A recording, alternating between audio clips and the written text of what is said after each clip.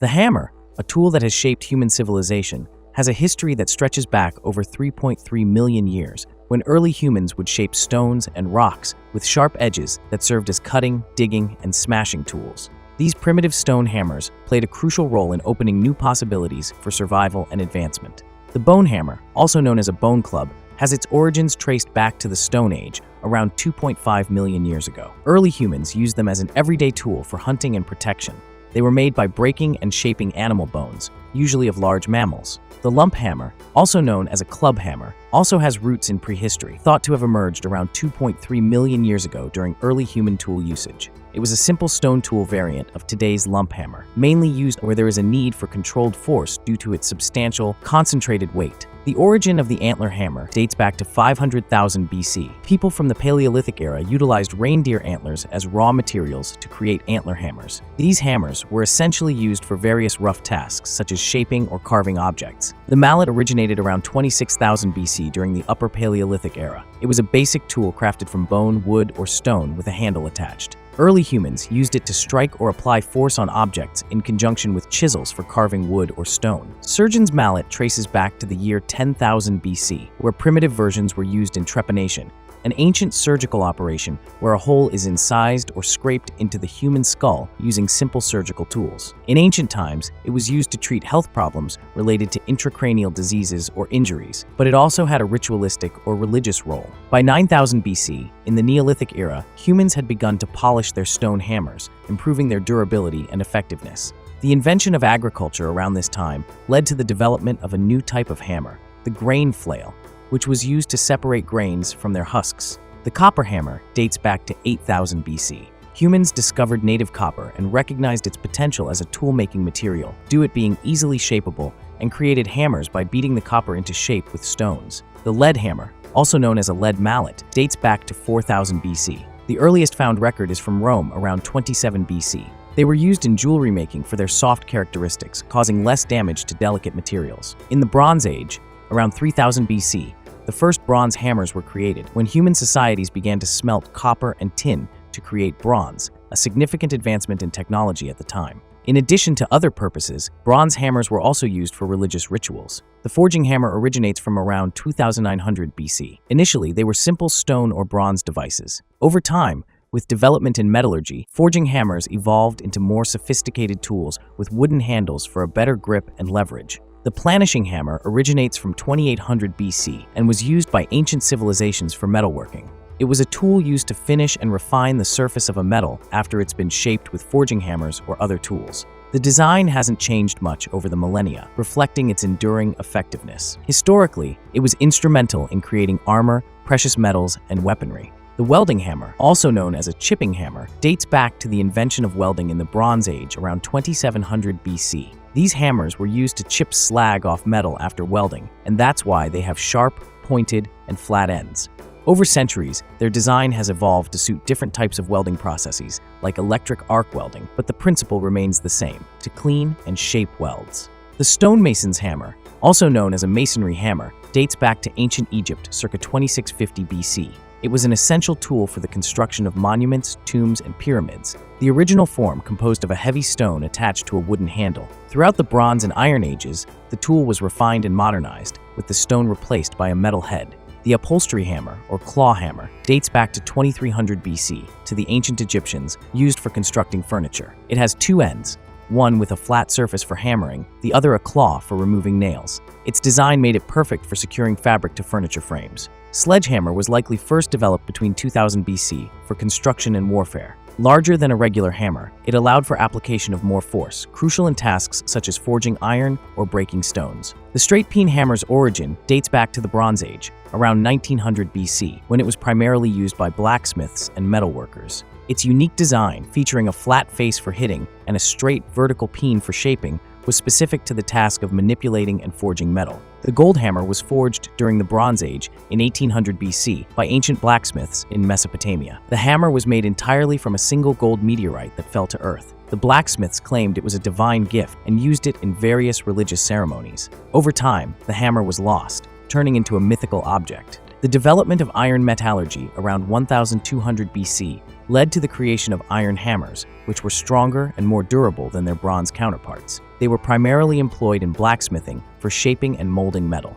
The cross-peen hammer, or chicken peak hammer, originated in around 800 BC with direct links to blacksmithing. It was developed as a specialized tool to spread and shape red-hot metal, particularly in places difficult for other tools to reach. Its unique design, featuring a flat face and a beak-like wedge on the backside, allowed blacksmiths to perform more refined metalwork, and thus become a symbol of the craft. The bush hammer's origin traces back to ancient Rome, around 2,000 years ago, or the year zero. It's a masonry tool primarily used to refine rough-cut surfaces or create an artificial weathered effect. It featured a metal head embedded with rows of conical or pyramidal points, resembling the natural foliage or bush, hence the name. Romans used it to make stone surfaces smoother and more aesthetically pleasing. Later, it became essential in construction for removing old concrete or creating a textured surface for better adhesion. The Roman war hammer, known as a martio barbuli, originated around the 1st century BC. Mostly used by Roman auxiliary infantry, it was a versatile weapon with a short handle and a hammer-like head,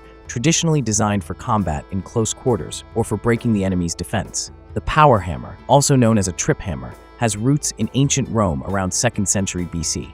It was used for forging iron. Early versions of the power hammer were driven by water wheels and utilized a system of cams to raise and drop the hammer.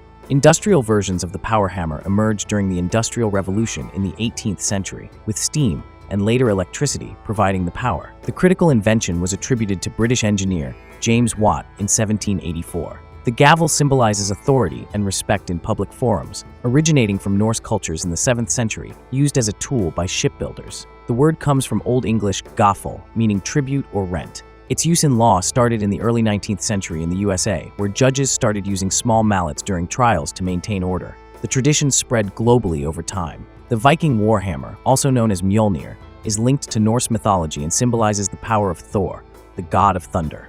It became popular among Viking warriors around the 10th century. It was known for its destructive power and was often symbolized in jewelry and artifacts, demonstrating its significance in the Viking war culture. Claw hammer's design was refined during the Middle Ages in Europe, around 1350 AD. Originally designed for woodworking, the claw was added to pull out nails. Its modern design, with a flat hammerhead and a curved claw, became standardized in the 16th century.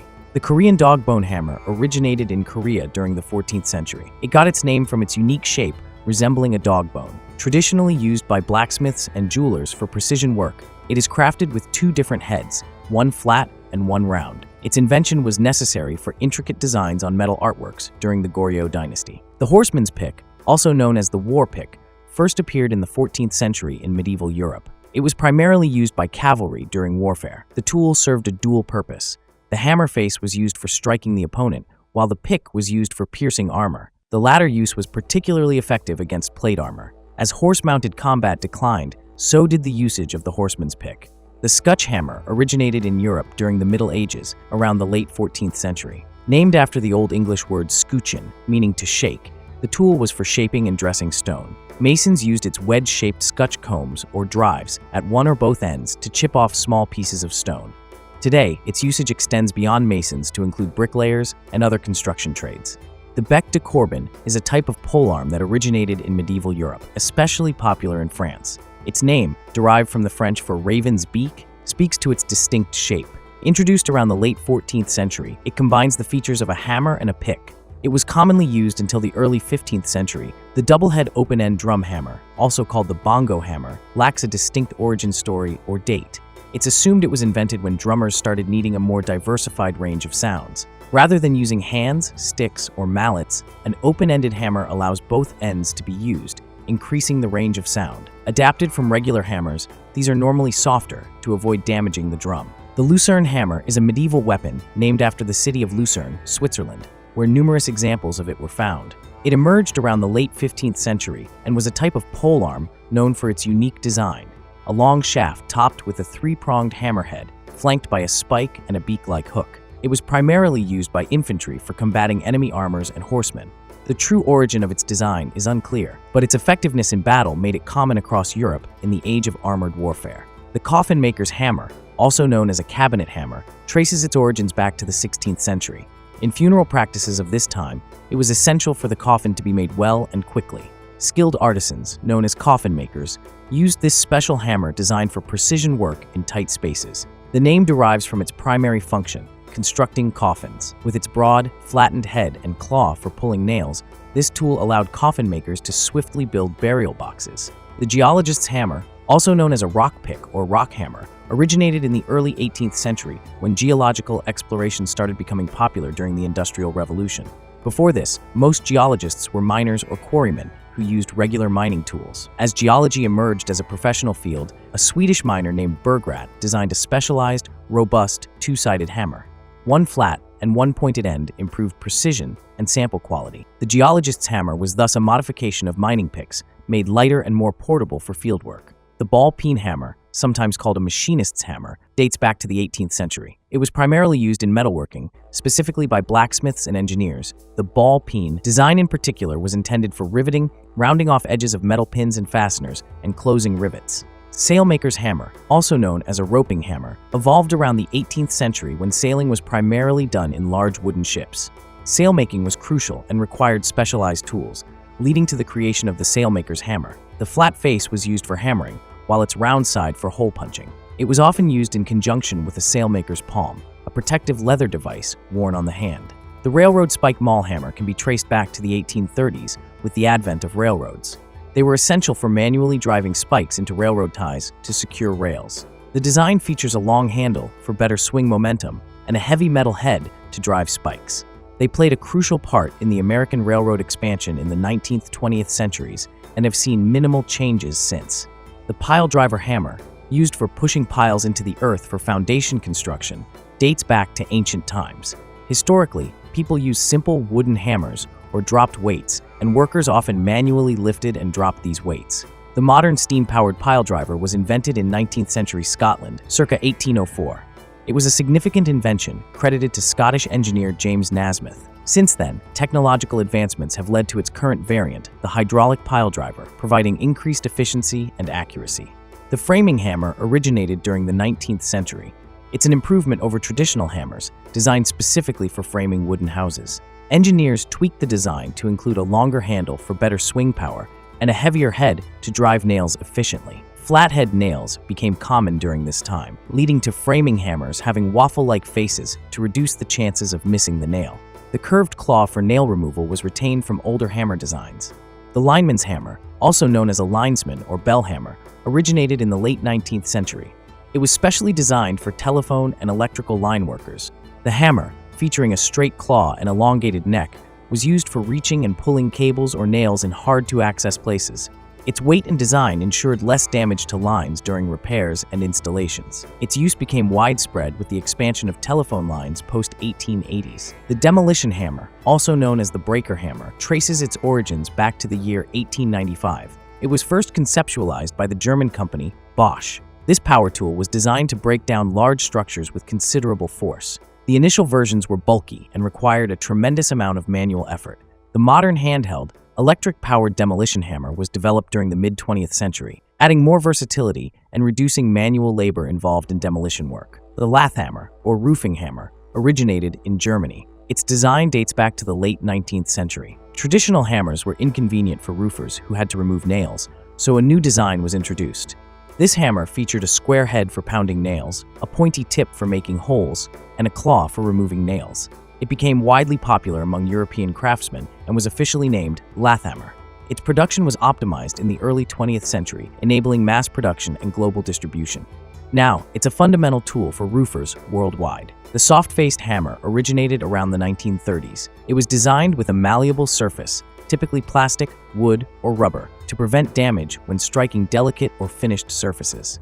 Often used for precision, shaping, or upholstery work, its unique feature allows force application without marring the contact surface, which would be impossible with a traditional steel hammer. It revolutionized safer and damage-free assembly in industries like automotive and woodworking.